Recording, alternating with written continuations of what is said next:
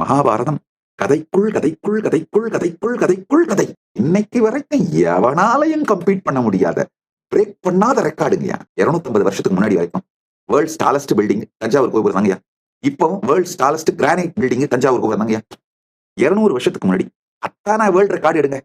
அது பாரதம் மட்டும்தாங்க, இந்து சிவிலைசேஷன் பண்ணது மட்டும்தாங்க. அதுல இன்னமும் பிரேக் பண்ணப்படாத ரெக்கார்டு அட்லீஸ்ட் ஒரு 10,000 இருக்கு.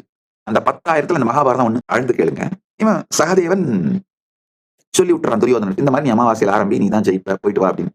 துரியோதனனுக்கு சந்தேகமே இல்லை. ஏன்னா இவன் சகாதேவனுக்கு அந்த நான் மிகப்பெரிய சர்வஞன் ஜோதிடன் ஐடென்டிட்டி மேல இருக்கிற அந்த நேர்மை, அவர் உண்மையிலேயே சகாதேவன் அந்த மாதிரியான ஒரு சர்வஞத்துவமுடைய ஜோதிடர், அதுல ஒன்றும் சந்தேகம் இல்லை.